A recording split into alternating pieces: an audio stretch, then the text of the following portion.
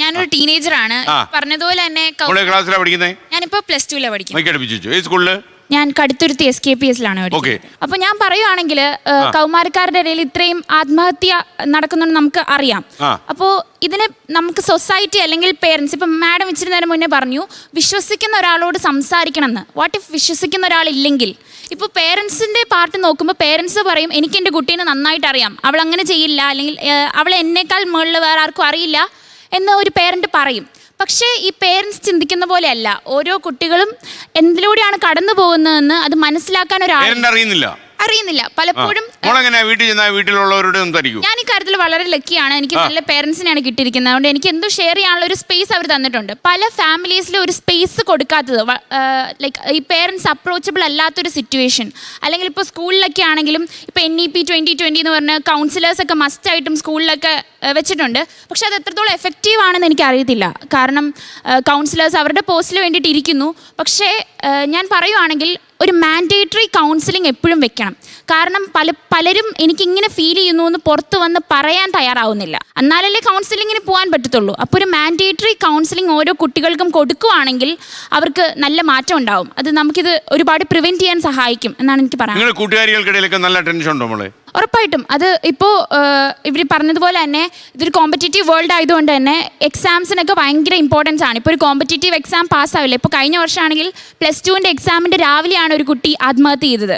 അപ്പോൾ ഈ എക്സാംസിന് നമ്മുടെ എഡ്യൂക്കേഷൻ സിസ്റ്റം എത്രത്തോളം സ്ട്രെസ്സാണ് അവർക്ക് കൊടുക്കുന്നത്, അതൊക്കെ ഭയങ്കര ഇമ്പോർട്ടൻ്റ് ആയിട്ടുള്ളൊരു കാര്യമാണ്. പേരൻ്റ് ആണെങ്കിലും അല്ലെങ്കിൽ ഒരാൾ വന്ന് നീ ഓക്കെ ആണോ എന്ന് ചോദിക്കുന്നതിന് പകരം നിനക്ക് എത്ര പെർസെൻറ്റേജ് ഉണ്ട് അല്ലെങ്കിൽ നിനക്ക് എത്ര മാർക്ക് ഉണ്ടെന്ന് ചോദിക്കുമ്പോൾ ആ കുട്ടീനെ എന്തോരം സ്ട്രെസ്ഫുൾ ആക്കുവാണ് ചെയ്യുന്നതെന്ന് നാം എല്ലാം ചിന്തിക്കേണ്ടിയിരിക്കുന്നു.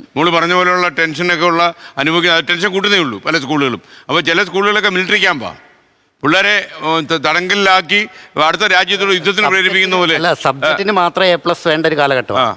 ലൈഫിനെ പറ്റി ചിന്തിക്കുന്നില്ല, ലൈഫിന് A+ മേടിക്കാൻ പഠിപ്പിക്കുന്നുമില്ല. അതേസമയം ഈ പള്ളിക്കൂടക്കാരൊന്നും ഒരു കാര്യം അറിഞ്ഞിട്ടില്ല.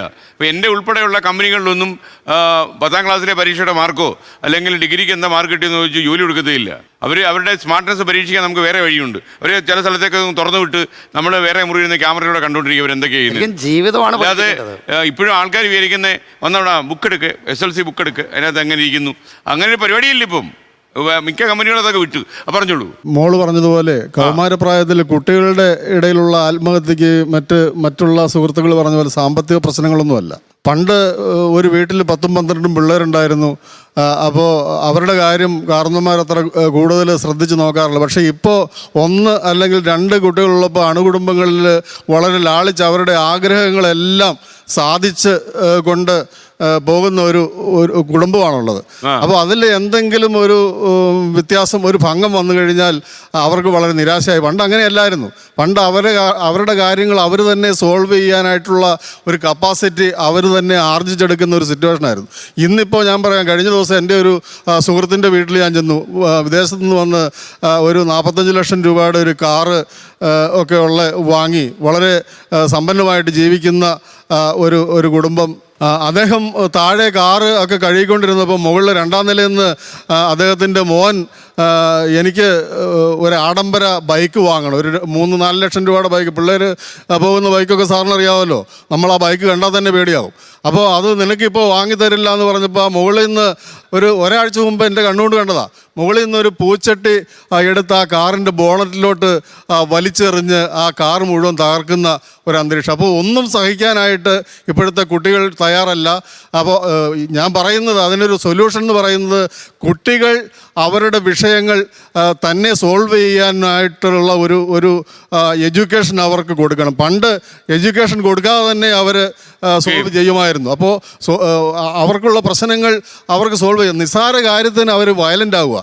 പിന്നെ ബാക്കിയുള്ളവരുടെയൊക്കെ കാര്യം കേട്ടപ്പോൾ സാമ്പത്തിക പ്രതിസന്ധിയാണ് ഈ ആത്മഹത്യാ പ്രേരണയിലേക്ക്. ബാക്കിയുള്ള എല്ലാവരുടെയും കാര്യം ഞാൻ ഇവിടെ ഇരുന്ന് കേട്ടു. സംസ്ഥാനം സാമ്പത്തിക പ്രശ്നമാണ്. പക്ഷേ ഇപ്പോൾ നമ്മുടെ സംസ്ഥാനം തന്നെ ആത്മഹത്യയുടെ മുനമ്പിൽ നിൽക്കുന്ന സാമ്പത്തിക പ്രതിസന്ധിയിൽ സംസ്ഥാനത്തിൽ ജീവിച്ചേ പറ്റൂ. സംസ്ഥാനം സാമ്പത്തിക പ്രതിസന്ധി ആത്മഹത്യയുടെ വക്കീലാണ്. നമുക്കിനി വേറെ ആരെങ്കിലും അമ്മമാരോ ആരെങ്കിലും എന്തെങ്കിലും പറയുന്നുണ്ടോ? പഴയ തലമുറയും പുതിയ തലമുറയും തമ്മിലുള്ള ആ വ്യത്യാസത്തെക്കുറിച്ചാണ് എനിക്ക് കാണാനുള്ളത്, നിങ്ങളോട് പറയാനുള്ളത്. എന്താണെന്ന് വെച്ച് കഴിഞ്ഞാൽ പഴയ തലമുറയിലെ രക്ഷിതാക്കള് അധ്യാപകരോട് എല്ലാം തുറന്നു പറയൂ അവരുടെ മക്കളെക്കുറിച്ച്. അവരുടെ പിന്നെ മെറിറ്റ്സും ഡീമെറിറ്റ്സും എല്ലാം കറക്റ്റായിട്ട് പറയുമായിരുന്നു. അപ്പം നമുക്ക് അധ്യാപകരെ അങ്ങ് ഏൽപ്പിച്ചേക്കുക. ഇവൻ ആരാവണം, ഇവൻ എന്തായി തീരണം, ഇവനെ ഏത് രീതിയിൽ വളർത്തണം എന്നുള്ളത് നിങ്ങൾ ഞങ്ങളോട് പറഞ്ഞു തരണം. അന്ന് കുട്ടികളൊക്കെ കുറേ അധികം ഉണ്ടല്ലോ, അവർക്ക് മാനേജ് ചെയ്യാൻ പറ്റിയല്ല. അവർ രാവിലെ തൊഴിലുറപ്പിനോ അല്ലെങ്കിൽ വീട്ടിൽ പണിക്കൊക്കെ പോകുന്ന ആൾക്കാരും കൂടിയാണ്. ഞാൻ സാധാരണക്കാരെ പിന്നെ സ്കൂളിൽ പഠിപ്പിച്ച, ഗവൺമെൻറ് സ്കൂളിൽ പഠിപ്പിച്ച കുട്ടികളാണ്. അപ്പം അവർക്ക് നമ്മളെ നല്ല രീതിയിൽ വളർത്തുവാനുള്ള ഒരു സാഹചര്യം ഉണ്ടായിരുന്നു. അത് നമ്മൾ പറയുന്നിടത്ത് കാരണവന്മാരും നിൽക്കുമായിരുന്നു. ഇപ്പോഴത്തെ തലമുറ എങ്ങനെയാണെന്ന് വെച്ച് കഴിഞ്ഞാൽ കുട്ടികൾക്കാണ് പ്രാധാന്യം, അത് കഴിഞ്ഞ് രക്ഷിതാക്കൾക്ക്, പിന്നെയാണ് അധ്യാപകർക്ക്. കാരണം എന്തെങ്കിലും പറഞ്ഞു കഴിഞ്ഞാലുണ്ടല്ലോ ആത്മഹത്യയുടെ മുൻപിലേക്ക് ചെന്ന് പോവുകയാണ്. അതുകൊണ്ട് പറയാൻ അധ്യാപകർക്ക് ഭയം, വീട്ടുകാർക്കും പേടിയാ, വീട്ടുകാർക്കും പേടിയാ.